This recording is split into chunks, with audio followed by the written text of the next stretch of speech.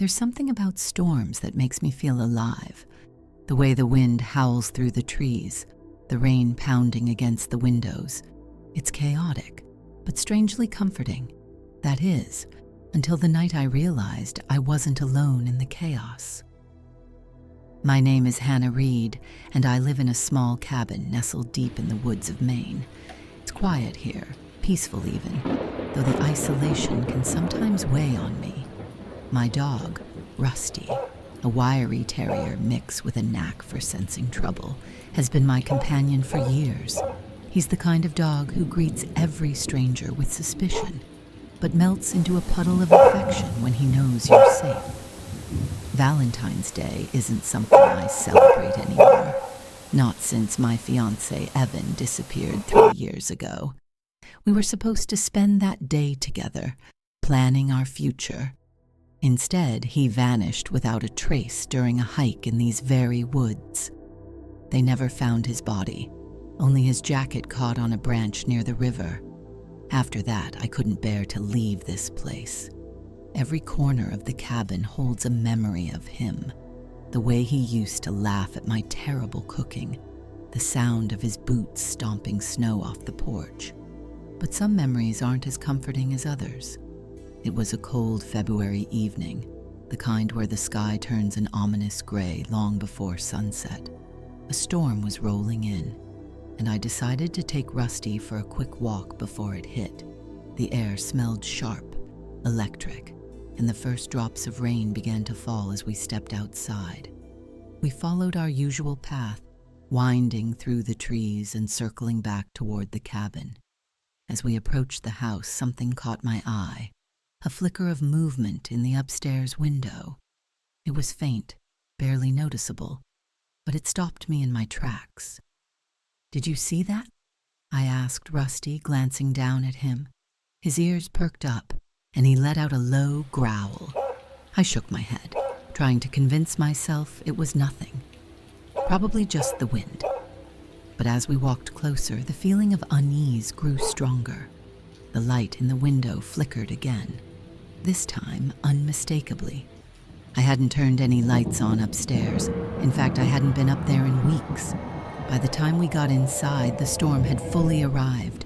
Rain lashed against the windows, and the old house groaned under the force of the wind. Rusty stayed glued to my side, his body tense, as I grabbed a flashlight and headed for the stairs. "Stay here," I told him, but he ignored me, trotting ahead with his tail tucked low. The second floor felt colder than usual, the air heavy and damp.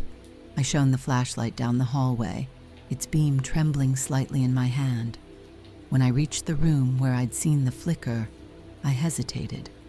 The door was slightly ajar, swaying gently as if someone had nudged it open. Taking a deep breath, I pushed it wider. Inside, nothing seemed out of place. The furniture was covered in dust, untouched since Evan's disappearance. But then I noticed something, a single muddy boot print on the floor. Fresh mud. Impossible given the weather. "Who's there?" I called out, my voice echoing in the empty room. "This isn't funny." No response, just the sound of rain hammering against the roof and Rusty's soft whine behind me. I convinced myself it was just my imagination and went back downstairs. But later that night, as I lay in bed, I heard it, a creaking sound coming from upstairs. At first I thought it was the house settling, but then it came again, louder this time. Rusty bolted upright, his fur bristling. "What is it, boy?" I whispered, clutching the blanket tightly. He barked sharply, staring at the ceiling. My heart raced as I grabbed the baseball bat I kept by the door and slowly climbed the stairs. The beam of my flashlight cut through the darkness, illuminating the hallway. Everything looked normal until I reached the bedroom. The door was wide open now, though I was certain I'd closed it earlier. Inside, the room was in disarray. Drawers had been pulled out, their contents scattered across the floor. And there, sitting neatly on the bed, was Evan's jacket, the same one they'd found near the river. "No," I breathed, backing away. This isn't real. Rusty growled fiercely, his eyes fixed on the doorway. That's when I saw her, a shadowy figure standing just beyond the threshold.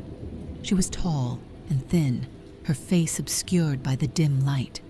Her presence filled the room, suffocating me with an overwhelming sense of dread.